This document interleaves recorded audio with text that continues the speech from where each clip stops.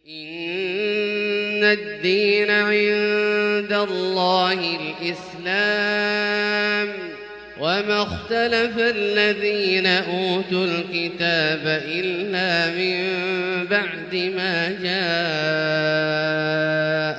العلم بغيا بينهم ومن يكفر بآيات الله فإن الله سريع الحساب. السلام عليكم ورحمة الله وبركاته. الحمد لله والصلاة والسلام على أشرف الأنبياء والمرسلين محمد صلى الله عليه وسلم. بعد abaruganda tusanyise okubanga ate tuddingana emisomo gyaffe egy'olwomande. Mukola kyamaanyi nnyo okubeeranga muli naffe. Ekyo kya bbeeyi nnyo omuntu kyakola okubeeranga awulira following emisomo. Tulina Seeko omunene yatufuddeko mu Uganda ababadde bakola ddaawa basomesezza obusiraamu mu nsi eno, Mutwa Sheikh Sulaiman Nkata afudde yaziikiddwa eggulo, naye kibe kyakuyiga oyo Seeka akoze omulimu gw'amaanyi. Y'omu ku baseeka abavunula Qur'ani mu maloboozi bangi nnyo Qur'ani bagiwuliriza ne bagifunamu omugaso. Kya ttendo nnyo gwa antunuulira ndaba kikyogasseeko eri obusiraamu, kikyogasseeko eri obusiraamu bwo, obusiraamu bubeerenga bukuganyulwamu. Kale nno naffe tubeerenga tufaayo okulaba nti tukola emirimu emirungi egyo Allah subhanahu wa ta'ala gyagenda okubanga atusiima. Tuli mu kulaba akhlaq nabi sallallahu alaihi wasallam, twakoma tulaba nti twali ku mpisa eyokuna nga nayo yali mpisa nti Nabi sallallahu yali musaasizi nnyo. Twayita ebyokulabirako ebiraga nti Nabi Muhammad yali musaasizi, nti rahmatuhu bil atfal, abaana yali musaasizi eri abaana be n'abatali babe bonna, nga yali musaasizi gye bali. Twagamba rahmatuhu bin nisa, Nabi Muhammad sallallahu alaihi wasallam ngeri gye yali awangalamu n'abakyala. Hatha nabi sallallahu alaihi wasallama riayat albanat. Nabi sallallahu yakuutira kuwiza nti abaana abawala bakuzibwe mu nkuza ennungi. Lwaki? Kubanga bagenda kuba bamaama b'enkya. Bwe banaakuzibwa mu nkuzibwa ennungi bagenda kubeera bamaama b'enkya. Ekyo nno kirungi. Wakana yaqulu man yali min hadhihi albanat, era yayogeranga nnyo ani atuusaako ku bana abakyala ekintu kyonna ekirungi, abeerenga abayisa obulungi gye bali, kibeerenga kigenda kubeera kirungi gy'ali obanga kimutaasa omuliro. Hadithi ya Bukhari, man yali min hadhihi albanat shay'an fa ahsan ilayhinna kullahu satran min an-nari. Olabirira abaana abawala oba mu butuufu obwetaasa omuliro, omuliro gubeerenga ogenda Allah agenda kutaasa omuliro kunaku enkomerero. Era bal shaddada fi lwasiya bihaqi zawja walihtimamu bishu'uniha wa muraati dhurufiha wa amara almuslimin an yusi ba'duhum ba'da fi dhalik wa qala istawsu bin nisa'i khayra.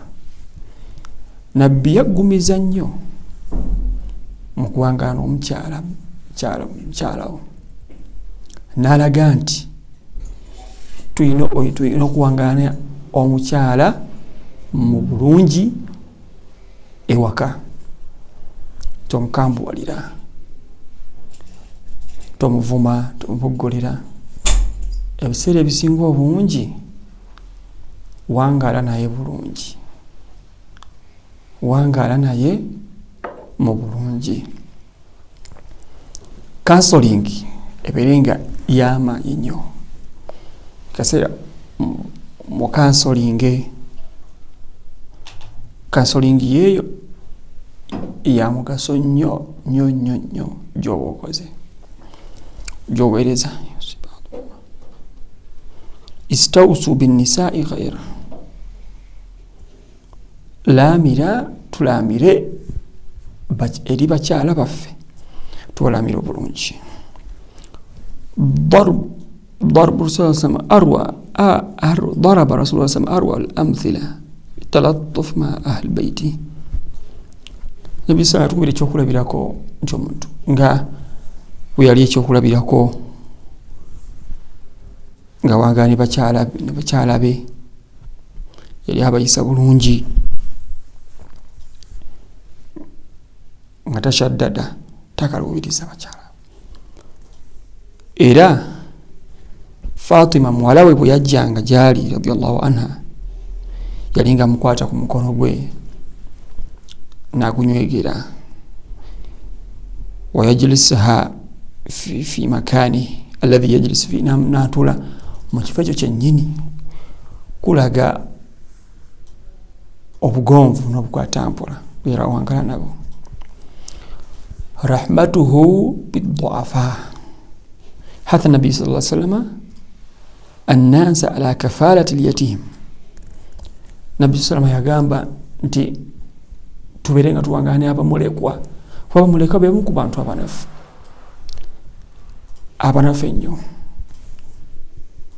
Ekyo nga yakuutira tuwangaale ne bamulekwa oluvanga bulungi, kubanga oluusi taata we yafa, maama yafa, abeera mu nnaku eyo, kati yeetaaga kubeera nga ajjukizibwa nnaku eyo, yeetaaga okubeera nga ennaku eyo emusangulwako atagirina.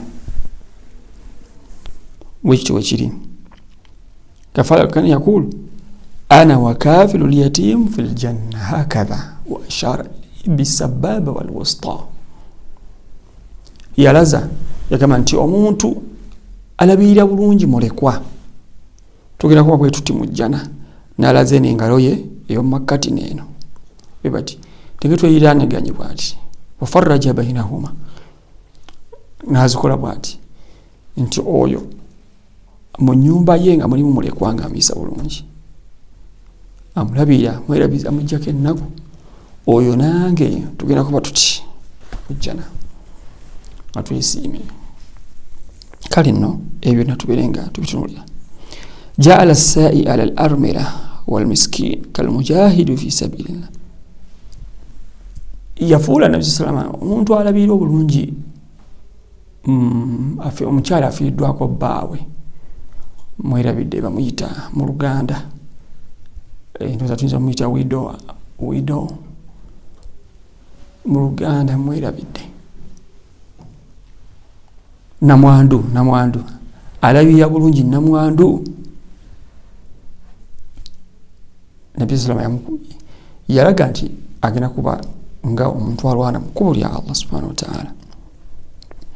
جعل العطف على الضعفاء وإعطائهم حقوقهم سبب الرزق والنصر.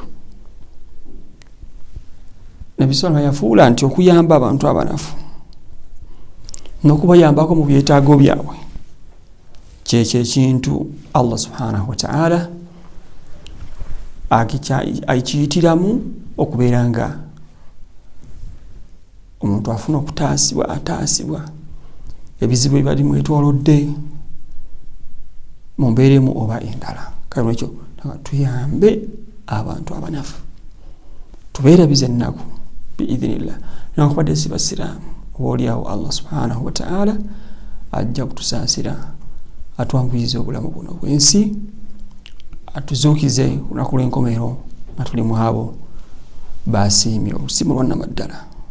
Lwekyo tuyise obulungi, tubeere n'ekisa eri abantu abasinga obungi.